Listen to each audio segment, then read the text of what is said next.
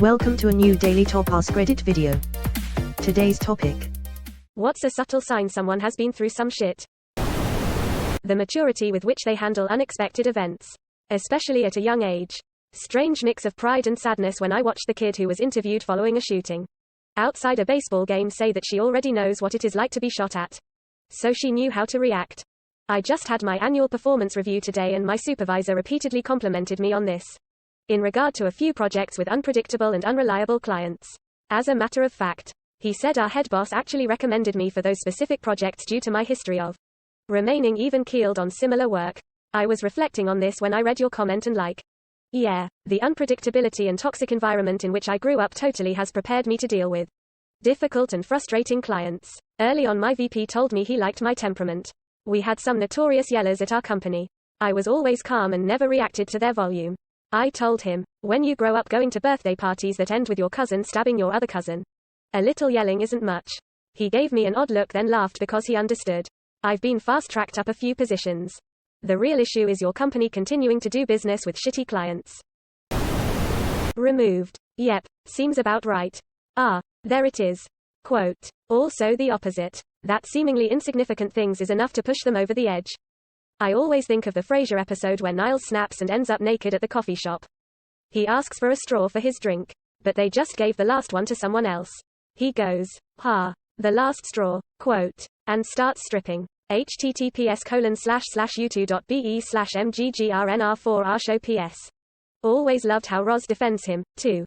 They didn't like each other, and she has no idea what's going on, but she's just like this is a good man, and he's in crisis. This is a good one. I had her ex that in a rage screamed at me. Not everyone just stays fucking calm and can think during a crisis. It's not cause I'm cool as a cucumber, sweetness. It's cause I've had about 8 billion tragedies occur and most my family is dead. The dog escaping and going for a swim for 15 minutes doesn't really move the old needle. Not everyone just stays fucking calm and can think during a crisis.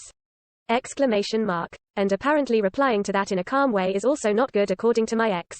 That's also an ADHD thing. I have some complex trauma. But I credit my ability to stay chill as fuck in an emergency to the fact that my brain only slows down when it's stimulated. I've witnessed dozens of car accidents, medical emergencies, etc. And I'm often the only one who gets calm, cool, and collected. Freaks people out lol. Not trusting people. You could be friends for years and think you're close, but in fact, you don't have the slightest idea what's going on in their lives. They could be staying up all night, being depressed, and tomorrow morning say hello with a smile on their faces. They simply don't trust people anymore no matter what they don't do. I have a friend that's like this. The only thing I know about his situation is that he has shitty parents. That's all I know. I wish he could open up to me more. What are homies for? Edit. Jesus Christ. Yal went in. I did not think I'd get this type of a reaction. Wow. Thanks Yal. If you have anything you think I might need, go ahead and talk. Edit 2. Aight boys. I got a plan.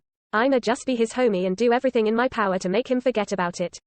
Thanks a lot to everyone who replied. This was much needed help. As someone who is like this, if you stick with them long enough they will probably start opening up more. However, them opening up can also bring some ugly emotions with it. I opened up to my 2 best friends and it was what started driving them away from me. To be fair, I don't think they had any idea I was hiding that part of me from them.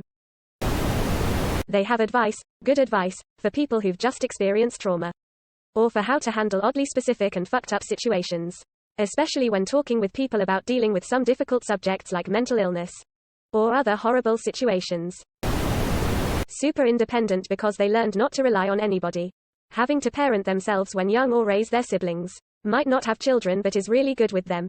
They have already gone through that chapter, which takes their own parenting opportunities away. I wonder what's the percentage of the adults that don't want kids was due to this or went through something like this. Never asking for anything, even the bare minimum. Apologizing for things that aren't their fault even in the slightest. Never talking about their issues seriously. Probably joking about it or even staying away from the topic completely. Flinching at small things. Edit. Thanks for the awards and upvotes, they're greatly appreciated. Just wanted to clear some things up. Of course, some people will do these things even without having been through shit. These are just common in a lot of people who have, myself included. When I was younger, I went shopping with my cousins. My uncle told us we could get whatever we want. So my cousins excitedly went around the store looking at whatever items there were. I literally didn't know what to do. And only got one inexpensive thing after my uncle had to constantly reassure me that it's okay if I pick out a few things I like. The reason being, anytime my parents spent money on me, whether it be for necessities, school, extracurriculars, whatever, they would throw it back in my face later on and make me feel guilty for asking for things, having money spent on me. So I eventually just stopped asking for things. 2 days ago, my dad asked me why I never ask for anything or want to buy anything ever. And I didn't even bother explaining because I didn't feel like being gaslit into believing that the things I experienced as a kid never actually happened. It sucks, but it's whatever. Edit 1. Wow, I wasn't expecting to get this many replies. I'm going to answer a few questions so I don't have to individually respond to 11 different people. Why don't you bring this up to your parents? I have. But I don't anymore because it's incredibly mentally taxing to constantly have your trauma dismissed or compared to someone else who's had it worse. Were your parents struggling financially? Quote, without disclosing too much about my life on this app, no, we weren't. They would willingly pay for things for me. But once they get upset for some reason, it's time to throw it in our face again.